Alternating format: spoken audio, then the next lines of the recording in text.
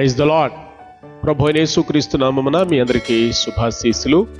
దేవుని కృప కనికరముల కొరకై మన ఎడలు చూపుతున్నటువంటి ఆయన జాలి కొరకై ప్రభువును స్తుతిస్తూ ఉన్నాం. ప్రతిదినం చదువుతున్నటువంటి లేఖనానుసారంగా ఈరోజు కొరకైనటువంటి దేవుని వాక్యాన్ని మనం చూద్దాం. 34వ కీర్తన 8వ వచనం.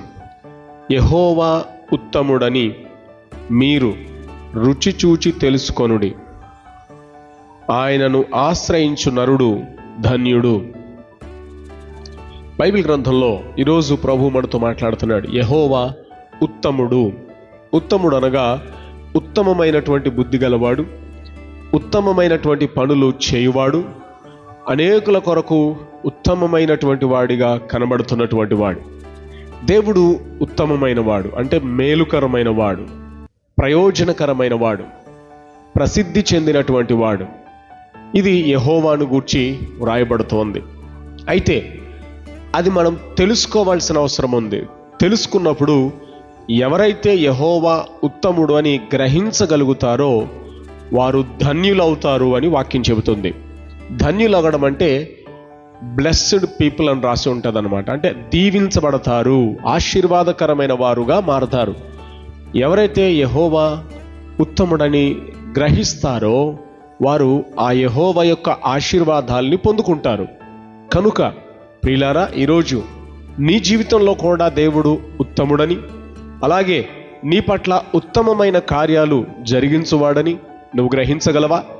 నీవు గనక గ్రహిస్తే, తెలుసుకుంటే, అర్థం చేసుకుంటే, విశ్వసించగలిగితే నీకు మహోపకారములు చేయువాడిగా ఉన్నాడు. నీ పట్ల గొప్ప కార్యములు చేస్తాడు. నూతనమైనవి, అద్భుతమైనవి, దీవెనకరమైన కార్యాలు ప్రభువు జరిగిస్తాడు. ఈరోజు నువ్వు ఈ విషయాన్ని గమనించాలి. యెహోవా ఉత్తముడు, ఉత్తమమైన వాడు. ఈ లోకంలో ఎంతోమంది మంచి వాళ్ళు, శ్రేష్టమైన వాళ్ళు, గొప్ప వాళ్ళు ఉండవచ్చు. కానీ ఉత్తముడైనటువంటి వాడు యెహోవా. ఆయన ఏమాత్రం హానికరమైన వాడు కాదు, కీడుకరమైనటువంటి వాడు కాదు, వ్యర్థమైనటువంటి వాడు కూడా కాదు. ఆయన ఉత్తమమైన వాడు.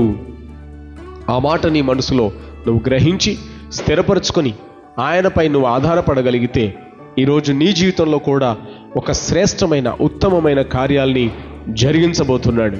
ఆ ప్రకారం ఈరోజు దేవుడు నిన్ను కనికరించునుగాక. ప్రార్థన. పరమ తండ్రి, నీకు వందనాలు అయ్యా.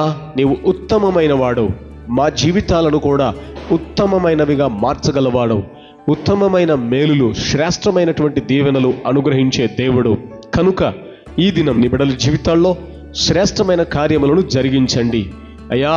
నీవు ఉత్తమమైన వాడవని గ్రహించుటకు అనుగ్రహించండి. తద్వారా మీ కనికరము, మీ కృప మా యందు ఉండునట్లుగా, ఆశీర్వాదకరమైన వారముగా, ధన్యులముగా మార్చబడేటట్లు ఈరోజు ఒక ధన్యతనివ్వండి, ఒక దీవెననివ్వండి, ఒక ఆశీర్వాదం, ఒక అద్భుతం జరిగించండి.